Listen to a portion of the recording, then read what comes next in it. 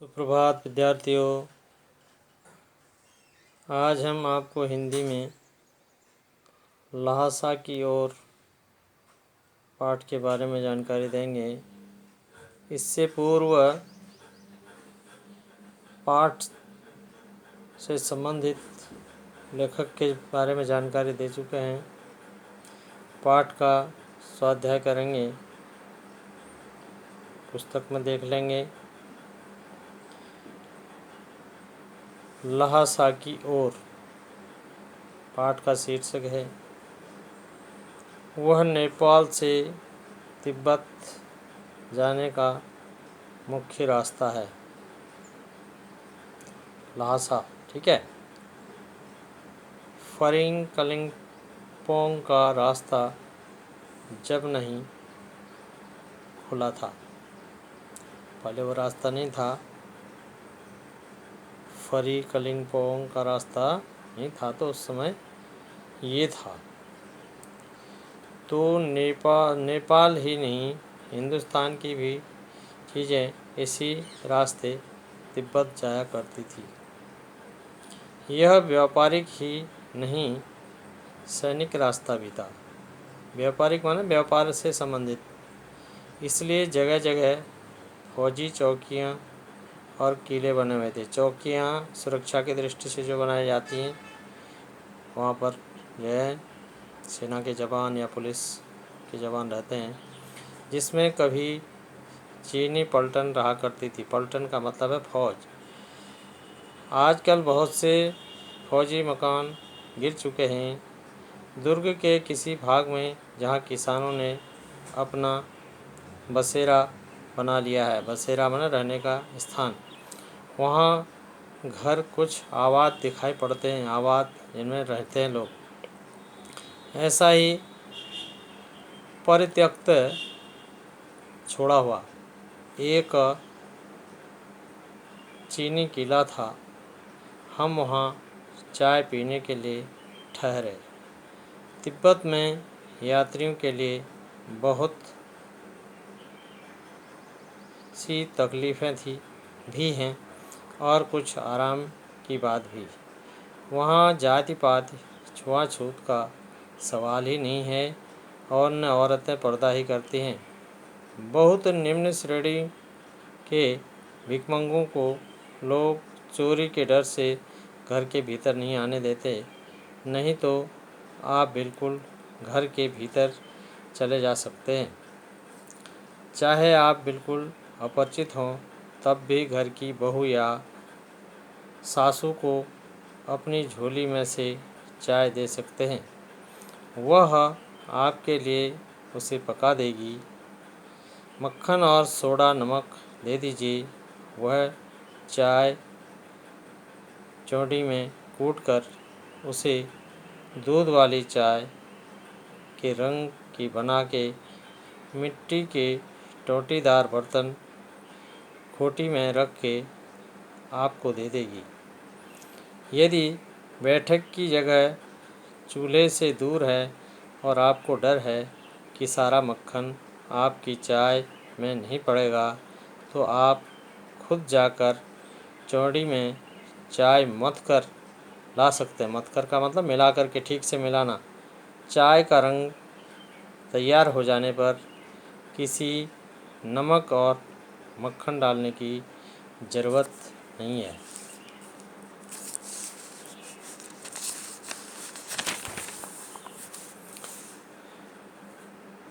परित्यक्त चीनी किले से जब हम चलने लगे तो एक आदमी राहदारी मांगने आया। राहदारी का मतलब है यात्रा करने का जो कर होता है, उसको कहते हैं राहदारी। राह माने रास्ता, ठीक है। हमने वह दोनों चिटें उसे दे दी। शायद उसी दिन हम थोंगला के पहले के आखिरी में पहुंच गए। वहाँ भी सुमति के जान पहचान के आदमी थे और भिखमंगे और भिखमंगे रहते भी ठहरने के लिए अच्छी जगह मिली। 5 साल बाद हम इसी रास्ते लौटे थे और भिखमंगे नहीं, एक भद्र यात्री के वेश में, भद्र भद्र का मतलब भला, भद्र यात्री के वेश में घोड़ों पर सवार होकर आए थे। किंतु उस वक्त किसी ने हमें रहने के लिए जगह नहीं दी थी और हम गांव के एक सबसे गरीब झोपड़े में आ गए थे। बहुत कुछ लोगों की उस वक्त की मनोवृत्ति पर भी निर्भर है। मनोवृत्ति माने मन की जो भावनाएं हैं, खास करके शाम के वक्त या समय छंग पीकर बहुत कम होश हवास को दुरुस्त रखते हैं। छंग एक शराब की तरह का पदार्थ होता है, नशा होता है शराब की तरह से उसमें, ठीक है। इसलिए लेखक कह रहा है छंग पी करके होश हवास में नहीं रहते हैं और दुरुस्त रखते नहीं, ठीक नहीं। अब हम सबसे निकट डांडा का मतलब है ऊंचा स्थान, ज़मीन से कुछ ऊंचा स्थान जो होता है। डांडा थोंगला पार करना था। डांडे तिब्बत में सबसे खतरे की जगह है।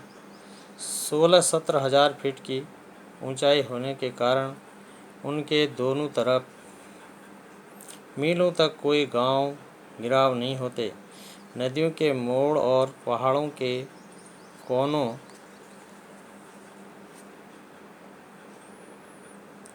कारण बहुत दूर तक आदमी को देखा नहीं जा सकता। डाकुओं के लिए यही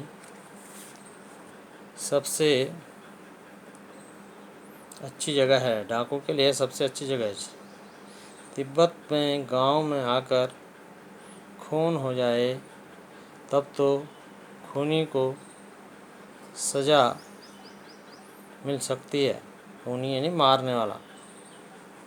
लेकिन इस निर्जन स्थानों में, निर्जन का मतलब एकांत, इन निर्जन स्थानों में मरे हुए आदमी के लिए कोई परवाह नहीं करता। सरकार, खुफिया विभाग, जासूस जो विभाग होता है, जासूसी चुपचाप पता करते हैं, जासूस खुफिया विभाग और पुलिस पर इतना खर्च नहीं करती और वहाँ गवाह भी तो कोई नहीं मिल सकता। डकैत पहले आदमी को मार डालते हैं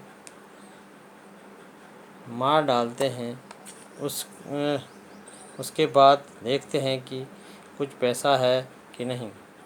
हथियार का कानून न रहने के कारण यहाँ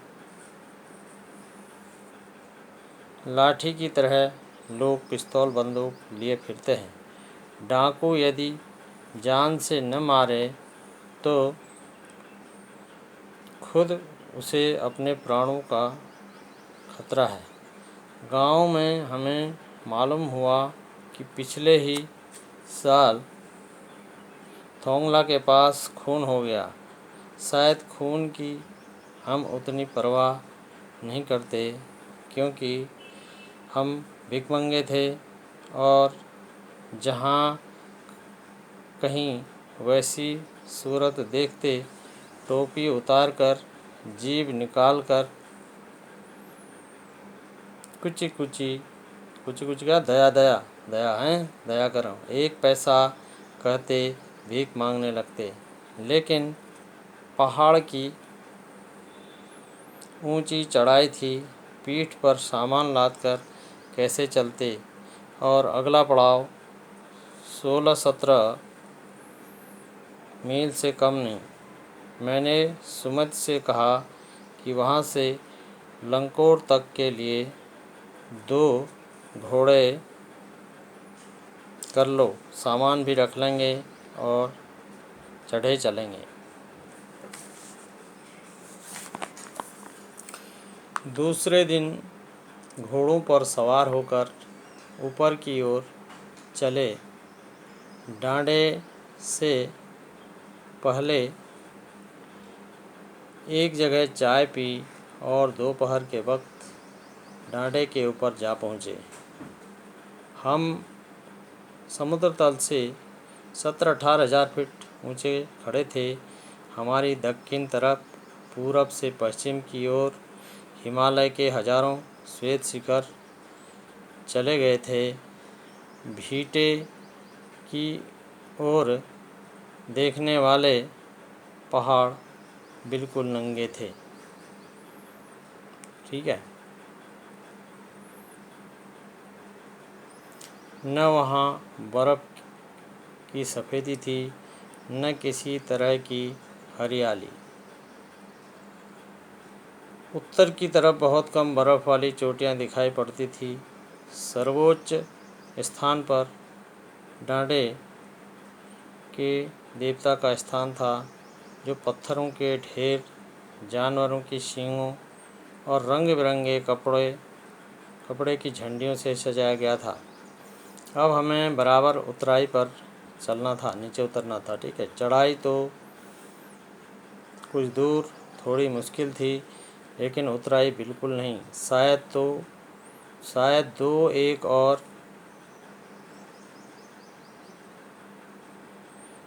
सवार साथी हमारे साथ चल रहे थे। मेरा घोड़ा कुछ धीमे चलने लगा। मैंने समझा कि चढ़ाई की थकावट के कारण ऐसा कर रहा है और उसे मारना नहीं चाहता। धीरे धीरे वह बहुत बिगड़ गया और देवत्रों की तरह अपने घोड़े पर झूमता हुआ चला जा रहा था। जान नहीं पड़ता था कि घोड़ा आगे जा रहा है या पीछे। जब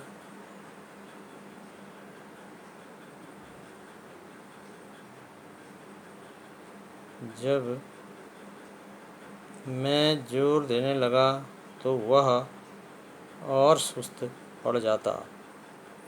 एक जगह दो रास्ते फूट रहे थे, यानी रास्ते से आगे रास्ते चौराहा। मैं बाएं का रास्ता ले मील 1.5 मील चला गया। आगे एक घर में पूछने से पता लगा कि लंकोर का रास्ता दाहिने वाला था। फिर लौटकर उसी को पकड़ा। 4-5 बजे के करीब में गांव से मील भर पर था, तो सुमित इंतज़ार करते हुए मिले। और मंगोलों का मुंह वैसे ही लाल होता है, और अब तो वह पूरे गुस्से में थे। उन्होंने कहा, मैंने 2 टोकरी कंडे फूँक डाले। कंडे जो गोबर के बनाए जाते हैं, फूँक डाले। 3-3 बार चाय को गर्म किया। मैंने बहुत नरमी से जवाब दिया, लेकिन मेरा कसूर नहीं। मित्र, देख नहीं रहे हो कैसा घोड़ा मुझे मिला है? मैं तो रात तक पहुंचने की उम्मीद रखता था। खैर, सुमति को जितनी जल्दी गुस्सा आता था, उतनी ही जल्दी वह ठंडा भी हो जाता। लंकोर में वह एक अच्छी जगह पर ठहरे थे। यहाँ भी उनके अच्छे यजमान थे। पहले चाय सत्तू खाया गया, रात को गर्मा गर्म थुक्पा मिला। ये वहाँ का स्थानीय भोजन है। तो इस प्रकार से उसके यजमान थे, वहाँ रहा था।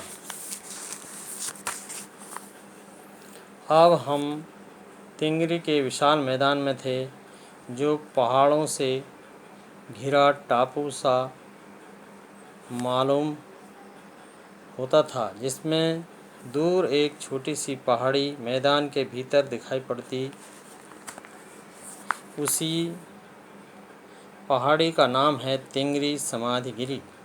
आसपास के लोगों में भी सुमति के कितने ही यजमान थे। कपड़े की पतली पतली चिरी बत्तियों के गंडे ख़त्म नहीं हो सके थे, क्योंकि बोध गया से लाए कपड़े के ख़त्म हो जाने पर किसी कपड़े से बोध गया का गंडा बना लेते थे।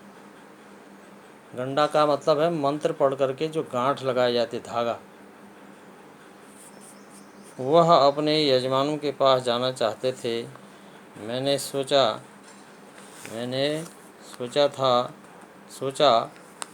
यह तो हफ्ता भर उधर ही लगा देंगे।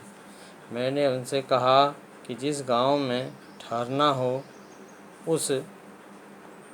उससे भले ही गंडे बांट दो, मगर आसपास के गांवों में मत जाना। उसके लिए मैं तुम लहासा पहुंचकर रुपये दे दूँगा। सुमति ने स्वीकार किया। दूसरे दिन हमने भरिया ढूंढने की कोशिश की। भरिया का मतलब मजदूर, लेकिन भारवाहक जो होता है, लेकिन कोई न मिला।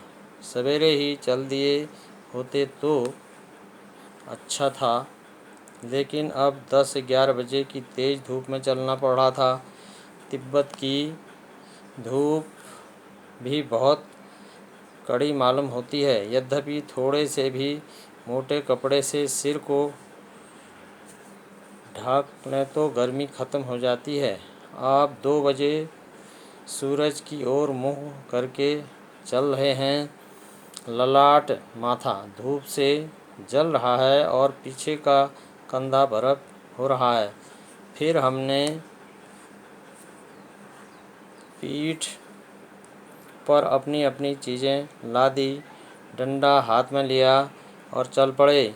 यद्यपि सुमति परिचित तिंगरी में भी थे, लेकिन वह एक और यजमान से मिलना चाहते, इसलिए आदमी मिलने का बहाना कर शेखर विहार की ओर चलने के लिए कहा।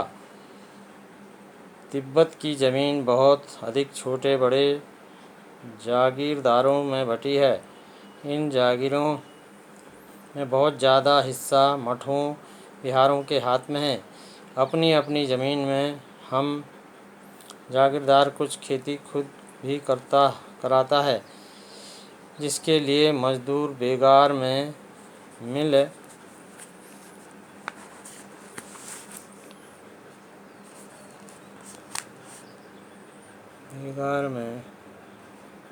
मिल जाते हैं। खेती का इंतज़ाम देखने के लिए वहाँ कोई भिक्षु भेजा जाता है, जो जागीर के आदमियों के लिए राजा से कम नहीं होता। शेखर की खेती के मुखिया भिक्षु नमसे बड़े भद्र पुरुष थे। वह बहुत प्रेम से मिले। हालांकि उस वक्त मेरा भेष ऐसा नहीं था कि उन्हें कुछ भी ख्याल करना चाहिए था। यहाँ एक अच्छा मंदिर था, जिसमें कंजूर बुद्ध वचन अनुवाद की हस्तलिपि 103 पोथियाँ रखी हुई थी। पोथियाँ का पुस्तकें, धार्मिक पुस्तकें। मेरा आसन भी वहीं लगा। वह बड़े मोटे कागज़ पर अच्छे अक्षरों में लिखी हुई थी। एक एक पोथी 15-15 शेर से कम नहीं रही होगी। सुमित ने फिर आस पास अपने यजमानों के पास जाने के बारे में पूछा। मैं अब पुस्तकों के भीतर था, इसलिए मैंने उन्हें जाने के लिए कह दिया। दूसरे दिन वह गए।